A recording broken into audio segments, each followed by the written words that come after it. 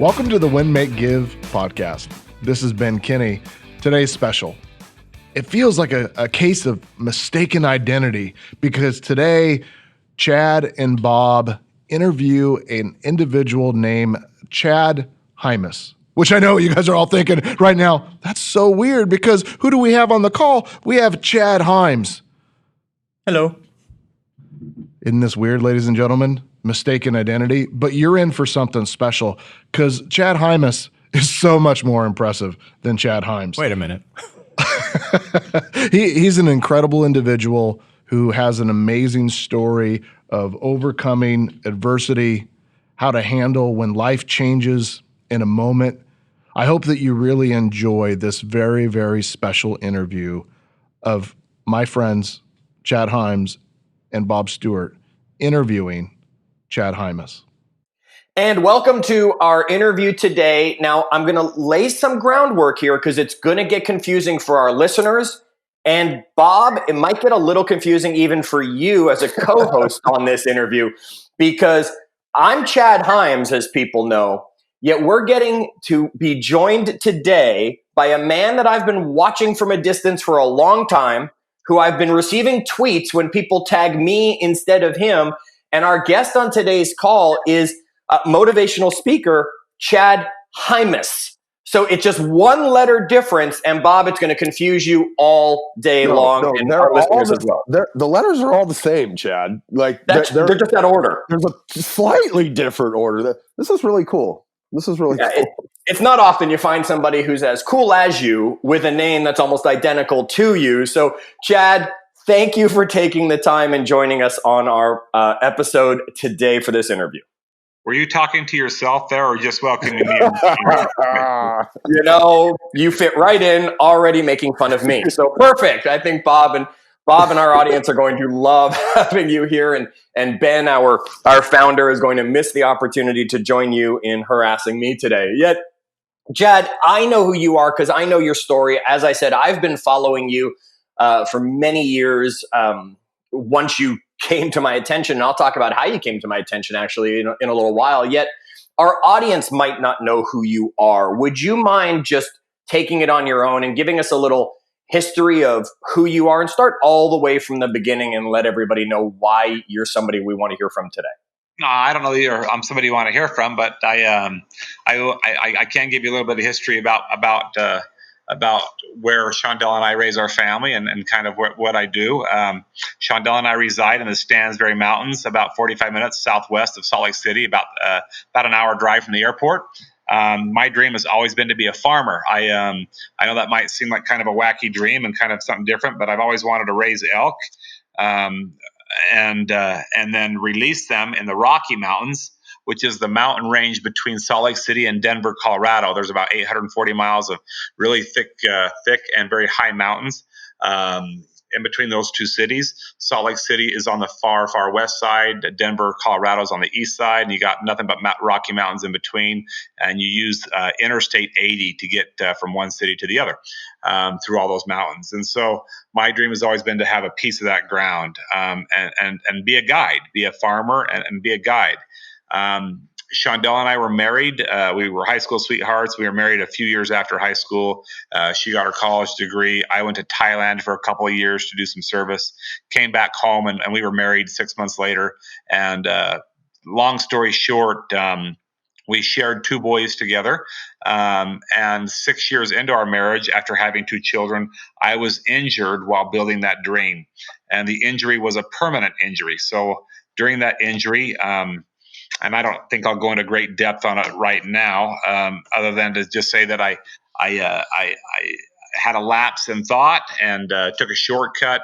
And because of my lapse in thought and because I ignored the warning signs on the dashboard of my tractor, I had a massive bale of hay, a bale that weighs more than most SUVs that people drive, roll over backwards and land directly on my head. And that punched my head through the steering wheel, which caused the shaft to go directly to my mouth, breaking everything in its path, including the bones in my neck, and it severed 95% of my spinal cord. I got to live through that. I don't know how much I'll get into that right now, other than to say that it doesn't make sense to me that I got to live and that innocent people die every day, especially as we're seeing that right now with riots and pandemics and crisis and things like that. Some things just don't make sense. However, after that incident took place and going through the rehab and all that it's entailed with that, I had some pretty strong counsel from my father. And without diving into that too deep, we'll just see how deep you want to dive here a little bit later on in today's call. I went from farming ground and farming elk to traveling the world, and it's been 21 years since that accident occurred. And in the last 19 years, I think we've shared customized messages on leadership, mastering change, team building, customer service, and safety in 89 countries and obviously in all 50 states. And that traveling came to a halt on March the 6th. That was my last flight date. So I've been doing everything virtual now in a studio that we built. And I've been doing a lot of virtual coaching and presentations. So I've gone from being a farmer of elk and horses and cattle to now a farmer of people. And we still have the animals on the farm. We still have our children have taken that over and love that. But that's kind of my background in a nutshell, and in less than 4 minutes. So hopefully, Chad, can I?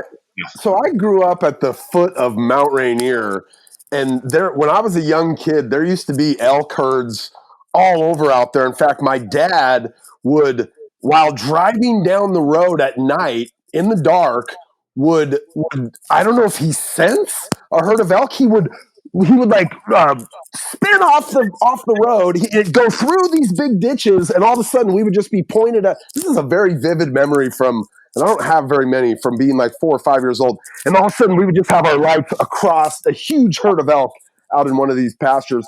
Why elk? Was there something, like, did you grow up around, like, that's a very kind of the idea that you knew you wanted to like raise elk to release into the Rockies. Why elk?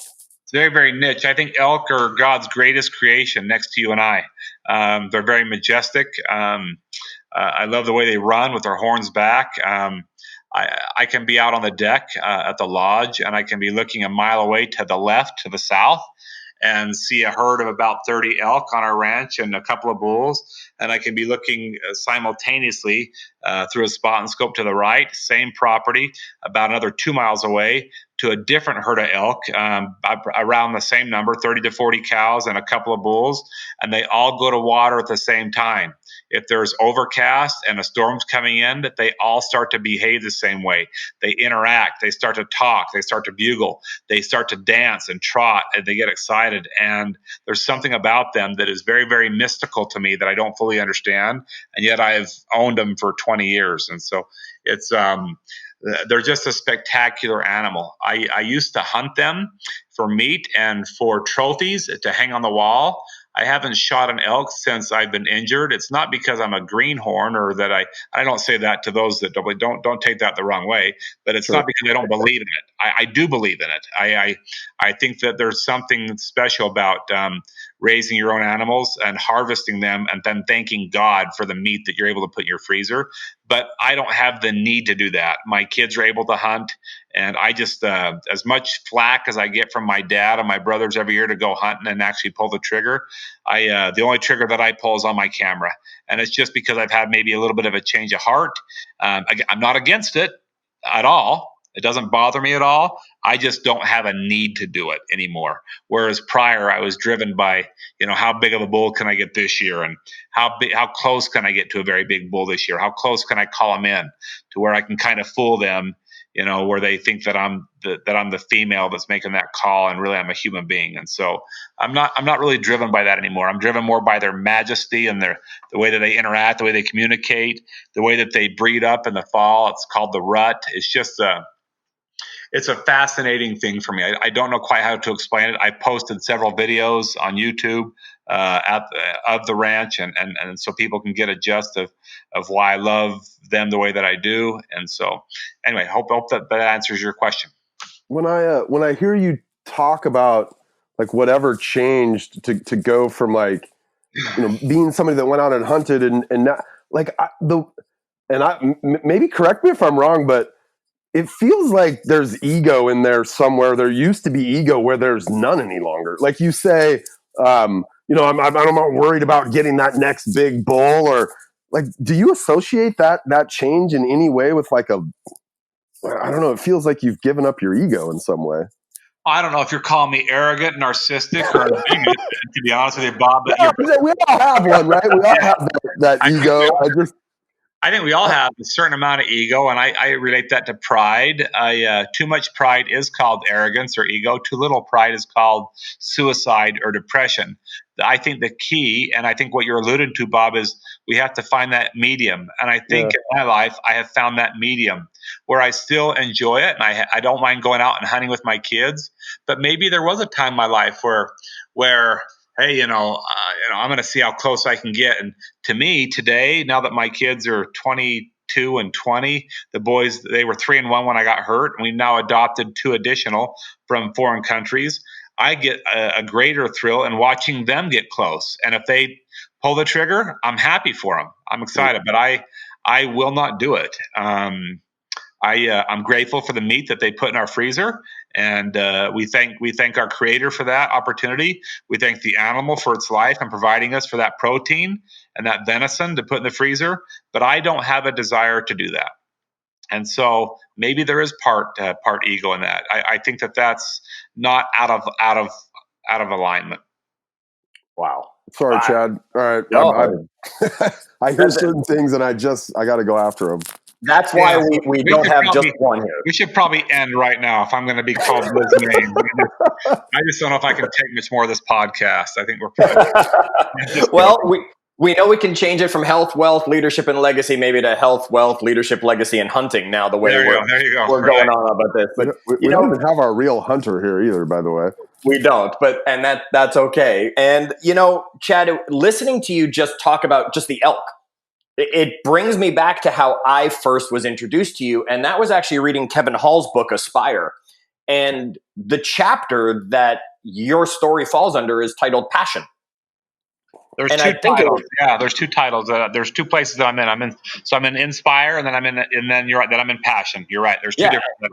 That's right. And that's what I'm just hearing coming out of your voice, even as you're talking about wanting to raise the elk and what your original dream was and the plan and all of that. And it's just fantastic to hear that oozing out of you. Yet let's go back because, horrific accident. I had chills as you were just telling the story, and you weren't even getting into detail. You were giving us the short version of it. Yet your life changed in an instant. A choice you made, you said you shortcutted some stuff and ignored some warning signs, and boom, like that, your life changed in an instant. If you could go, not if you could go back, and of course you wouldn't make the accident happen, but if you could go back to the you before the accident, what lessons would you teach yourself that you've now learned from having gone through this challenge that you've had since then? I think I've learned the lessons reactive instead of proactive, and that's something that I've tried to work harder on in my life since the accident, is to be a more proactive entrepreneur rather than a reactive entrepreneur, and I'll explain that to you. I also want to make this relative to your listeners. You said that my life changed in an instant. There's probably not one person that's listening to this podcast right now whose life hasn't been changed in an instant.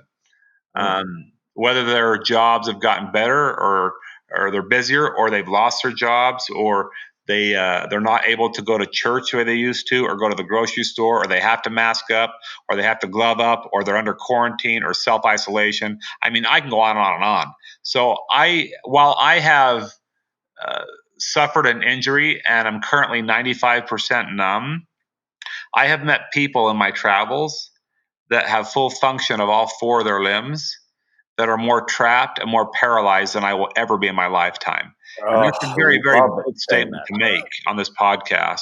But what I mean by that is very, very simple. For those people that refuse to change with the crisis, for those people that refuse to change their behavior, their belief system, or their attitude. Now, let's be careful about what I just asked, because I didn't ask people to change their values. I did not ask people to compromise their value system. But for people that are not willing to change their attitude, their behavior towards an idea or their belief system about the way they used to do things will find themselves trapped in their own patterns. Let's just use me for an example. If I refuse to change the way that I get dressed, I'd still be naked. If I refuse to change the way that I eat my food, I would probably be going hungry every day. If I refuse to travel differently, wear clothes that are 2 sizes too big so that I get myself dressed, say thank you and people are willing to help me. Those simple principles right now have allowed me to take an experience of paralysis and turn it into an opportunity. And I think that if our listeners will listen to some of the principles that we're going to get into here in the next few minutes, they'll find that this crisis or some of the personal crisis, financial, health, wealth, whatever it is for them, weight loss, I mean, we can go on and on and on, financial burdens, they'll find the same successful results that I have found in my life. And I lost everything. And I don't think there's a greater place. And I'm not just talking about physically. I lost 52 employees. I lost finances. I didn't lose. I mean, I still had my wife and my children. There's a song that's usually sung around this time of year in the United States, around the 4th of July, about, I think his name is Lee Greenwood. And if you had to go back and start over after losing everything and all you had was your children and your wife, you'd thank God that you had that. And I've actually lived through that. And so I first want to start off by saying that there's no greater place to start than when you lose everything. And I've lost everything at least 3 or 4 times in my lifetime. And it's a great place to start a new idea, a new perspective, a new belief system, a new way of doing things. Just because it was the way that you were taught when you were young does not mean it's the only way to do things.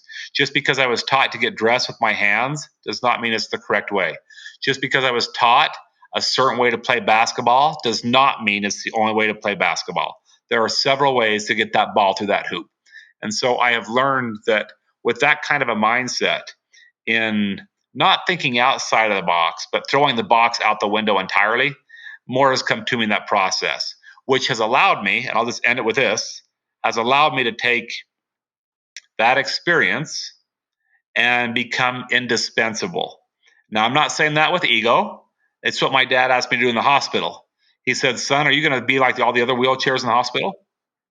That's a bold statement. He said, are you going to sit there like everybody else does? Likewise, are people listening going to sit there and just wait for somebody to come up with a vaccine to fix this? Are they going to be proactive in their life and find a way to be more productive? Maybe that's more family time. Maybe that's more dad and son or dad and daughter, mom and son, mom and daughter time. Maybe that's more one-on-one time with your spouse. Whatever, I don't care, whatever that is for you. Are you going to see what's sitting right in front of your face and take advantage of that? Or are you just going to sit in that chair and wait for somebody to fix it like everybody else sits in a chair and waits for a government check or somebody else to bail them out? Nobody bailed me out. Nobody fixed my neck.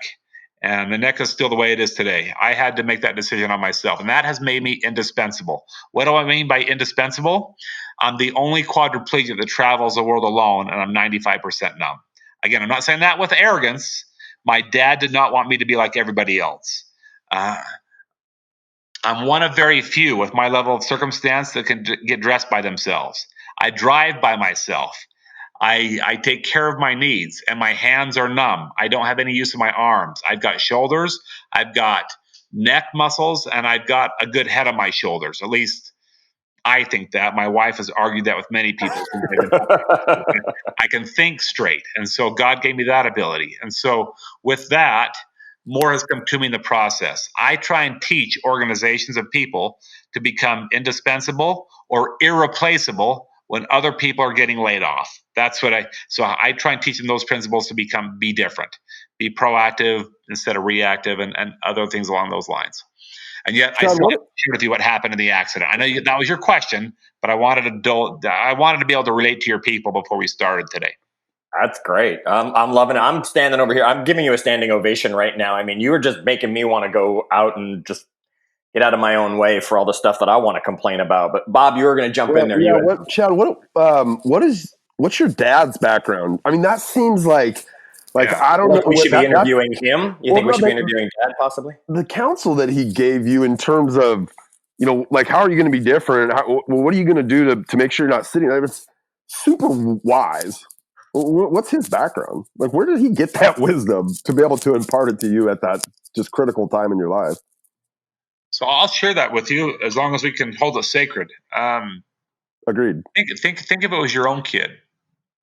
You're gonna. I mean, and I know how much I love my son. Wouldn't you give anything to change places with your kid? I'm just saying, my dad's son, his oldest son, his best friend, and my dad's my best friend, is now being diagnosed with no longer the use of his legs after being married for 6 years to a gorgeous gal. My dad is very, very protective of my wife. He knows my pride, knows my ego, just like you talked about earlier. He knows what I'm going to do when I get this message. When I get the news, so rather than my dad, I mean, I don't even know that I have to give you any background other than he's just a dad that had a choice to make. His choice would be to let the doctors give me the news and tell me what most end up like, or by God, he was going to give it to me himself. And then he was going to give me a call to action. So that's my dad's background. That's enough to tell you what kind of a man he is. Instead of letting white coats come in, he asked my wife permission to be the one to give me the news. I think that takes some serious courage. Oh, big time. Like, I'm getting choked up even, yeah. That takes Bob and I both have kids, so we know exactly what you're talking about. That takes a lot of guts, gentlemen. That takes a lot of guts. I don't know that I could walk into the hospital room and tell my son or my daughter that they're no longer going to walk or have children or be able to hold their wife's hand. So my dad didn't do that. He came into the hospital room and he said, "Son, you've been asleep for 3.5 weeks. We're so glad that you're awake. I've got some news that I'd like to share with you right now. I've got some news that's really good. And I think and hope and pray that you'll hear it as good news as I have. And then I got some news that's going to be a little bit difficult for you to hear. And then I have something I want to challenge you with." And that's what he said to me. He said, "The good news was that I was still here." And I think it's great news that people are listening to our podcast today. Thanks for joining us. But just because you've joined us on this podcast does not mean that you're listening. There's a big difference from listening and hearing. Huge difference. So that's, by the way, just for those that are listening today, I want you to know that as I prepared for this podcast with Chad and with Bob, their biggest concern is not numbers of listeners or statistics. Their biggest concern is that they have people that listen and that don't take into action based on what they've heard on the podcast. That's their biggest fear right there. Because if all I do is give a podcast like everybody else's podcast, what good and what difference are they? That's becoming dispensable. And they want to become indispensable. They want to give you content and tangible tools that you can use immediately. My dad came to me with that news that, "Son, hey, you're still alive. But just because you're on the podcast doesn't mean you're going to take heart to that. Son, there's more good news. The doctors are able to fix all the broken bones that you broke in your neck. You made a bad choice 3 weeks ago. You broke the bones in your neck. The doctors used titanium. 18 hours of surgery. Your neck is stronger now than it ever was before. The doctors told me, your mother, and your wife that you'll never break it again. That's pretty good news." And then my dad gave me some news that I did not want to hear. And that's what we've talked about. He said that I lost my feet. I lost my legs. I lost the midsection. I lost the sinews, the ability to have children. I lost my stomach muscles. I lost 2 out of my 3 chest muscles. The only chest muscle that I maintained and still have today is that of my diaphragm, which allows me to breathe without a tube in my neck. It took me 3 months to wean myself off of the ventilator. And I lost the complete use of all 10 fingers and hands, and I lost most of the strength and use of my arms. And then my dad said, "I'd like you to be a better husband to your wife now. I'd like you to be a better basketball coach to your kids, even though you can't do a layup. I want you to teach your kids how to fish, how I taught you how. I want you to be a better farmer. I want you to be a better disciple. And I want you to be a better guide." That was his request right there, a better guide. I said some things to my dad that would probably not be appropriate for your podcast today. My dad heard my vocabulary, turned around, and he walked out of the hospital room. Bob, why do you think he left? Why would you leave your kid? Oh, man. Why did he leave? I think you needed some time to come to grips with what you had just heard, probably because you reacted, you were reactive, and he needed you more in that, as you said, proactive mindset, Chad. I like it. I think Chad, you're on. Bob's still trying to process this a little bit. I'm cool with that. On the horse, we have this saying. It goes like this, and I'm sure both of you guys have heard this before. You can lead a horse to water, but you can't make it drink. There's your first principle. You can't teach somebody on a podcast, in a classroom, in a church, in a synagogue. You can't teach somebody that's not willing to drink. Oh. And my dad saw an unteachable person, and he couldn't help me. So he left, and he came back, just like all good teachers do, and said, are you ready to be teachable? Or are you just going to sit there like everybody else does in the classroom and listen to their iPad or their iPod or music or play on their phones and text all day long? Mm.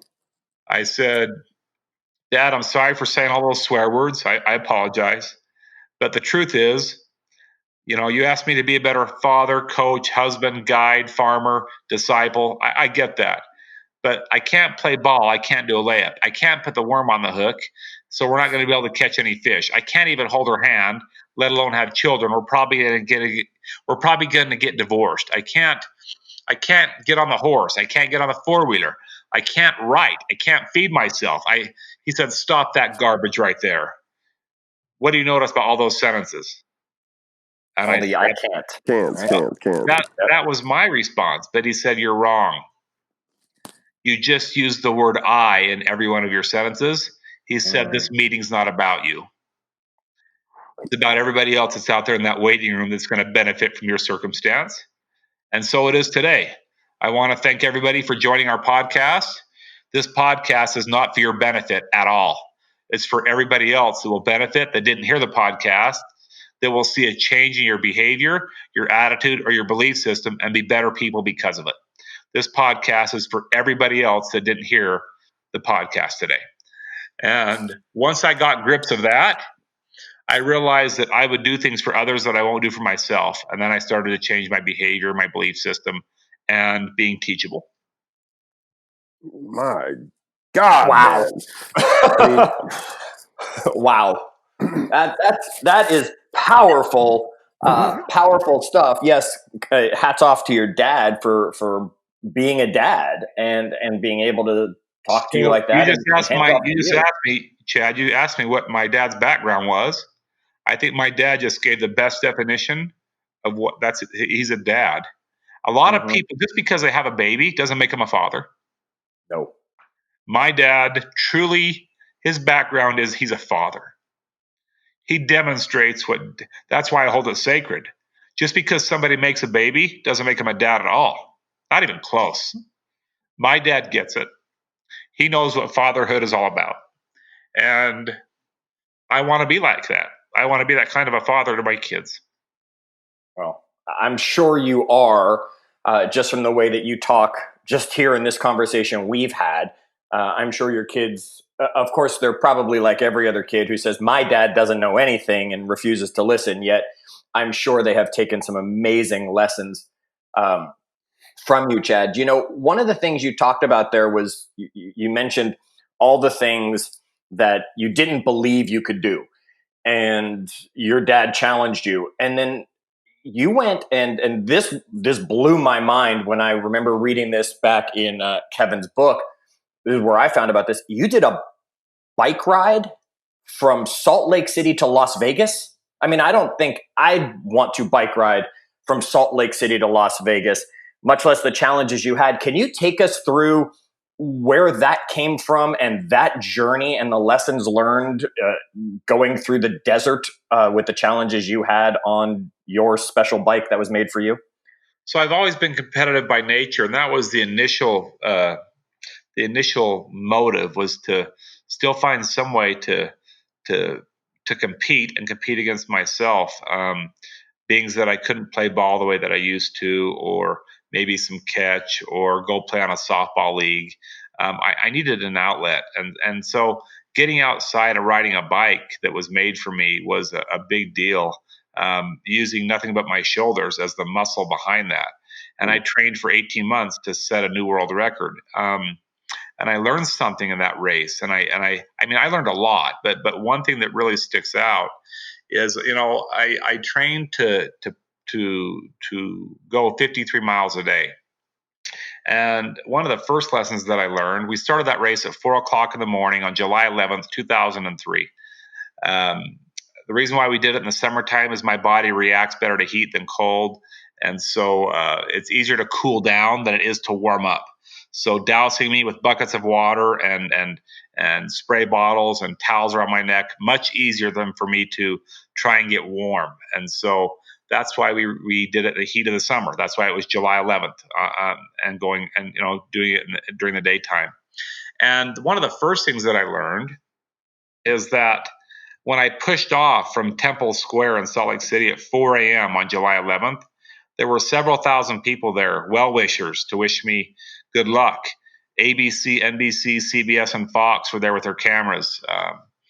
There was a full police entourage to get me down I-15 and get me started, and people pulling over and honking. And there's something to be said about that. Likewise, in our lives, I think that a lot of times people are there when we go through challenges and trials, or maybe we unexpectedly to a hospital, and a lot of people come visit us and they're wishing us well. But there's also that time afterwards where the visits stop coming. It becomes a little bit more lonely. There wasn't as many people on day number 2, day number 3. Day number 4, I had headwinds of 15 miles an hour. Now, I know that might not seem like a lot, but I had to push my chair even going downhill. And I remember thinking to myself, is this such a good idea? I mean, am I really going to be able to conquer this? I mean, and I think many of us second guess our initial goals that we set on New Year's Eve, goals that we set throughout the year. I mean, let's face it, this is a perfect time to start the new year. Why? Because it's mid-year.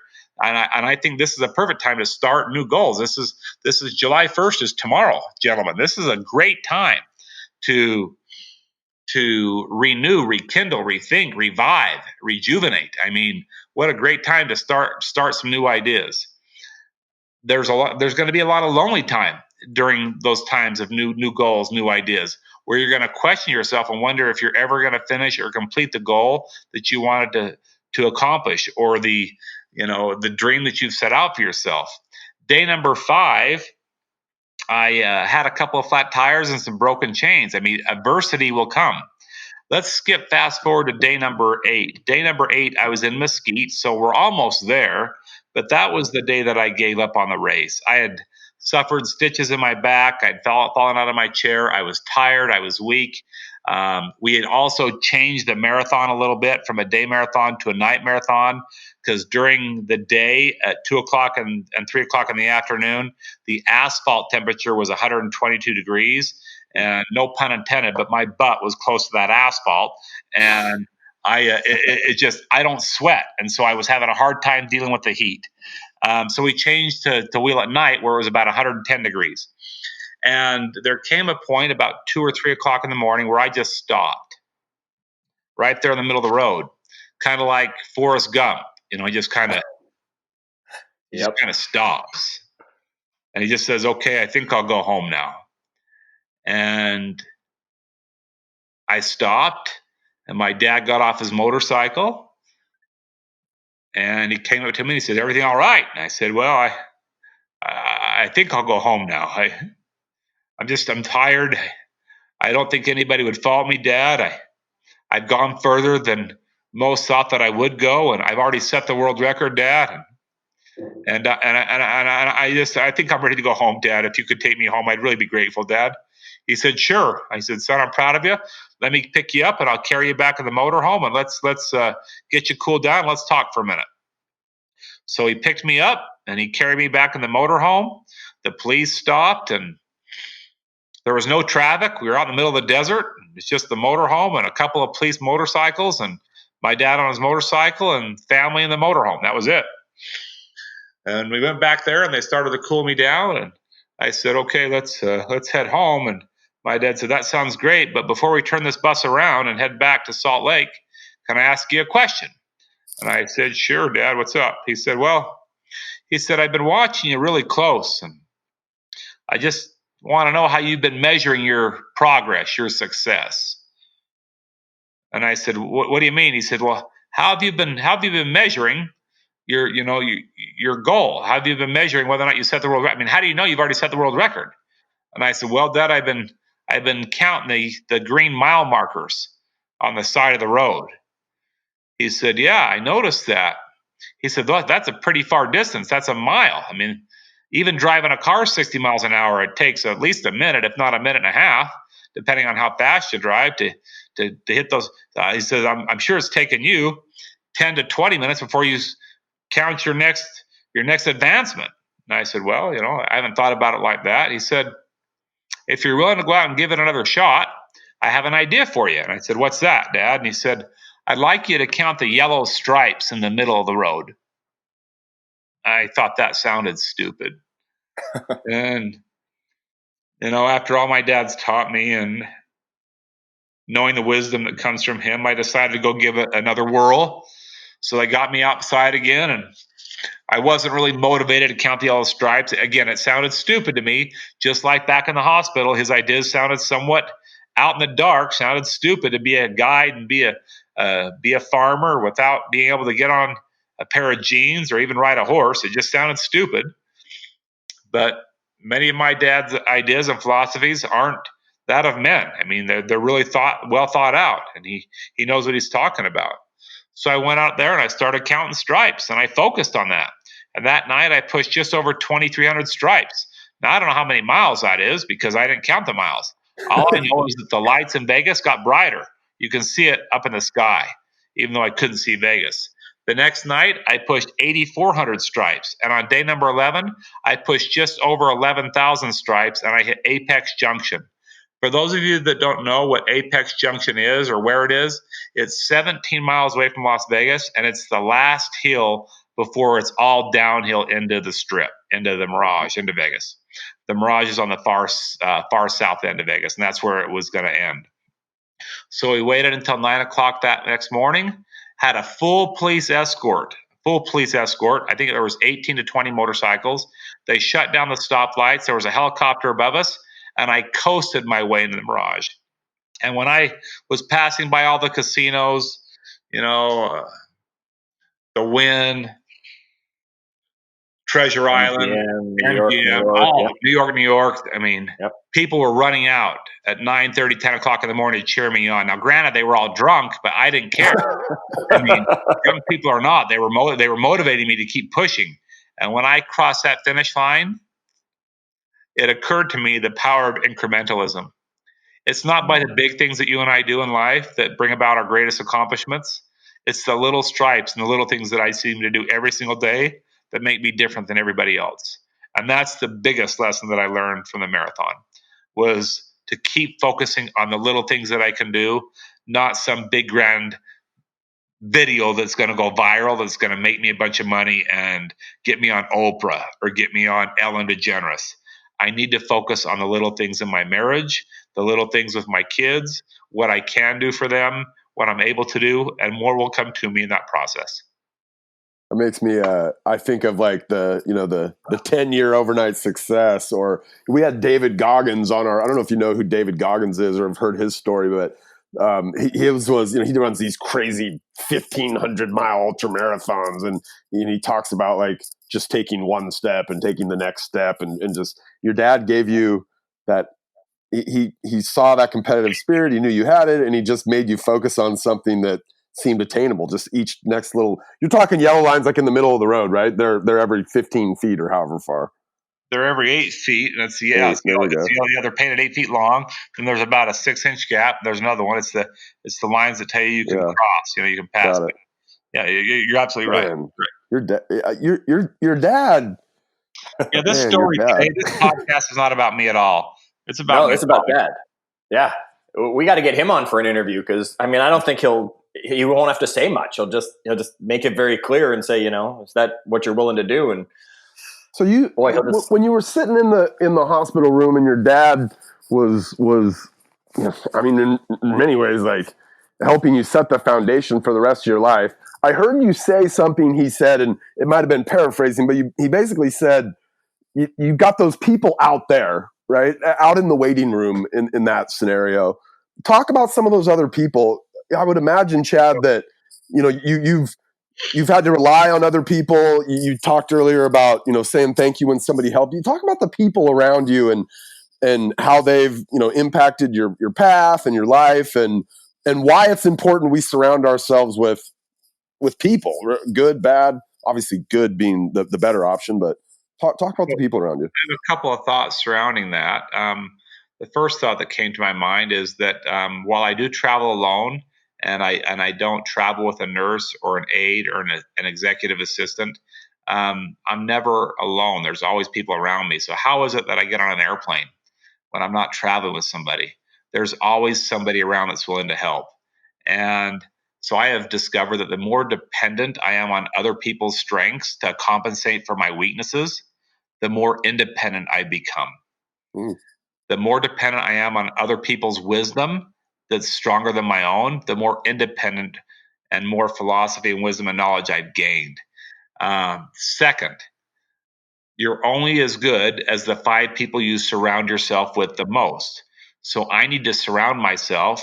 And the reason why I say 5 is because I want to contact those 5 people every single day. And that list can change for each one of us, and it should change on a daily basis. But I want to contact 5 people that are stronger, faster, smarter, more intelligent, have a happier marriage, maybe you're better disciples, better farmers, better fishermen, whatever it is. I need to surround myself with 5 that are better, not lesser, not doing worse in their marriage, not that I can't talk to those people, but every single day I need to contact those 5. Now I might have a list of 30 people, but I'm going to physically contact those 5 by phone, by Zoom, by webinar, so that I can get some wisdom and spend 5 minutes with them, guaranteed. That list might include my wife, my son, maybe John Maxwell, maybe I don't know. It could be anybody. Maybe Darren Hardy, maybe my mom, maybe my grandpa, and that list changes for me on a daily basis. But I want to contact 5 that are better, because you're the average of the 5 that you're going to hang around the most. If all those people are better than you, you're always going to be number 3. You're never number 1. You're never number 5. You're always number 3. So if you're hanging around and talking to 5 that are better than you, with intention, I didn't say just lackadaisical, but with intention of being better yourself, again, there's a lot to be said about that. And I have just found that people in general, they're you give without remembering, you receive without ever forgetting. I'll say it again. You give without remembering who gave to you. Otherwise, you expect something in return to compensate for that. And when somebody gives something to you, by God, you don't ever forget it. So that's one thing that I struggle with in my life. I mean, I struggle with a lot right now, and I can share a little bit about that in a minute, but I don't know how I'm going to ever repay back everybody that's helped me out. I mean, my wife says that I already am, but I won't believe her. I think maybe there's a little ego there, too much pride. My dad, they had to keep everybody in that waiting room, including my 3-year-old and my 1-year-old boy at the time, because my attitude would affect them. That's why my dad escorted my wife out of the hospital ICU. My language was not pertinent for her ears. So he escorted her away. And then he came back to visit with me once I was in a state of calmness and became a little bit more teachable, submissive, humble, meek, seeking to be better. Or do I just want to commit suicide and die like everybody else does? Well, what was going to make me be different? And so our attitude affects that of other people. And if our listeners think that I'm wrong, just give this experiment a try. Go home today from a grocery store trip or from a walk or from work. Just go home and be pissed off. Watch what your family does. Watch what your dog does. Or you can do the opposite. Go home today with maybe a cup holder and some strawberry, vanilla, and chocolate shakes. I know it sounds silly, and I know it's before dinner. Watch the reaction. And maybe have a Frisbee in your hand too. Have a Frisbee. And just go out on the front lawn before dinner. I wonder how many times your kids have had ice cream before dinner. And when your wife says, what the heck's going on? Just say, I just realized what's most important. And I don't want these kids. Your kids will never forget how you made them feel. They forget what you say. They never, ever forget how you make them feel. And that, my friends, is called legacy. And when I leave this life, I'm going to leave this life just like everybody else. Empty pockets. My pockets are going to be just as empty as everybody else. One thing that won't change for each of us is the legacy we leave behind. And that's what I'm focused on today. Wow, love it. You said something there I want to maybe have you expand on a little bit. You said that when you talked, so you're literally going out every day and saying, "There's 5 people today that I want to have a conversation with, Absolutely. and I want to take something away from that conversation." You said you have to be intentional. Like, what does that mean? Does that mean you're going in with a list of questions you want to ask them? Like, maybe just I want to visit, or I want to be inspired. It might be somebody else that's disabled, and I'll give you an example. Shondell, in the beginning, wanted me to go out to a restaurant with her. She likes the Olive Garden. That's her favorite. All you can eat breadsticks and salad, or does she get an actual entree? Well, dude, it's called low maintenance. Breadsticks and salad. Okay, all right. That's why I go to. That's why me and my wife go to Olive Garden. But I'm just saying, you find a lady like that, you marry her. It's low maintenance. Yeah. So we went there, but I went there reluctantly. I did not want to go there because I didn't want people to watch me drop my food. This was our first date out, and I went there with a very, very poor attitude. My head was down. Shondell pushed my chair into I didn't want to look at anybody. I want people to look at me. And I looked across the dining room there, and across the way was another lady in a wheelchair, and she was with a gentleman. I, to this day, don't know who it was. Don't know her name. Don't know his name. All I know is she was in a chair. I'm assuming it was a boyfriend or a husband. I don't know for sure. I'm just guessing. I'm making an assumption, but it doesn't matter who it was. All I know is that she was engaged in conversation, and she was laughing, and I wasn't talking to my wife because I was pissed about being there in the first place, and my head was down. I was inspired by that lady, and she'll never know the impact she had on my life because I didn't go up and thank her. So it might be somebody that I notice in the grocery store. It could be anybody. And what does intention mean? Intention is just, no one's ever climbed downhill. Everybody grows old. Growth is intentional. Does that make sense? Are we starting to gather this now a little bit? Everybody's going to get old. Growth, that's got to be intentional. So if I want to be intentional and live an intentional life, I need to be willing to be intentional about the conversations I have. I need to be willing to be intentional about my gratitude and thanking my children for being such good farmers. Not on the farm, but helping dad get dressed when I'm home so I go spend time with them and have breakfast, and something I haven't really enjoyed, which takes me to maybe our last point of the conversation. My toughest days have been the last 3 months because when I'm on the road, I do things, alone, which I'm fine with. I get dressed by myself, takes a couple hours. Sometimes people help me, but they're always people that I'm not in love with. To have your spouse help you shower, gentlemen, I know it sounds like fun. It is not fun. And so during the last 3 months, I've had to learn how to be married again because I've been doing my work from a studio at home on virtual presentations. My go-to drug for the last 20 years has been a stage, a platform, and a microphone. Wow. Or an airplane, or a Marriott, or a Hilton. That's been my go-to drug. And the last 3 months, I've been given a new challenge. And I have really struggled. The last month has been really good. But I've had to learn to be teachable all over. Just when I thought I had it mastered, just when I thought everything was going great, and I thought I had these principles down to a science, I realized just how much I've lost and how much I've forgotten and how much I've taken for granted. This last month, I've really been intentional about my gratitude, been intentional about letting my kids know how proud I am of all they're accomplishing and all they're doing. And I haven't taken that time the last 20 years. Don't get me wrong, I've never missed a game, but it's not uncommon for Chad Hymas to fly out at midnight right after their basketball game and catch the helicopter, go catch the private jet, and get the heck out of Dodge. That's my drug, is I don't want my wife to labor over me. And I know I said for better or for worse. I'm sure I said for something like that when we got married. I sure as hell didn't plan on her, at my beck and call, help me get dressed or shower. And her love language is service. And she has said that if she can't serve in her own home, how hard would it be for her to serve outside her home? So I've had to surrender all over again like I did back in the hospital. I think I would rather break my neck again than to go through some of the mental paralysis that I've gone through the last 3 months. And I think that a lot of human beings can relate to that. They're struggling right now. And like you said earlier in the conversation, life changed in an instant again. I mean, it wasn't an accident this time. It was the world changed and forced changes upon you. And again, that could happen to anybody any day. They could lose a loved one from their life. They could lose a job. They could have a medical condition all of a sudden show up. But at any day, our life could change in an instant. You just had a physical one that happened to you 20 plus years ago. Yeah, and now it's relative to everybody. Now everybody that's listening on the call can relate. Again, they don't have to be relate. They can't be paralyzed physically. They everybody certainly can relate.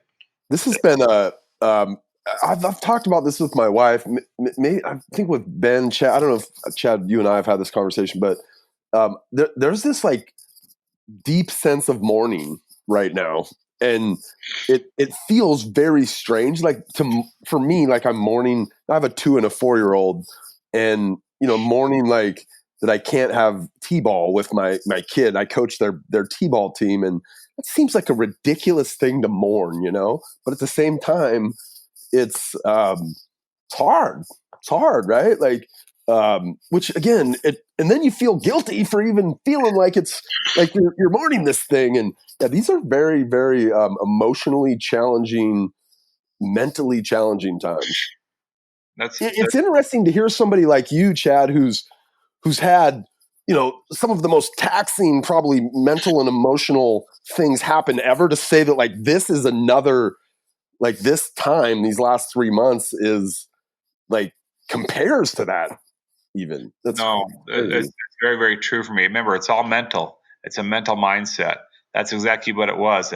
Remember what I said earlier in our conversation. I met people that are more trapped and paralyzed in my lifetime than I'll ever be, or in their life than I'll ever be in my lifetime.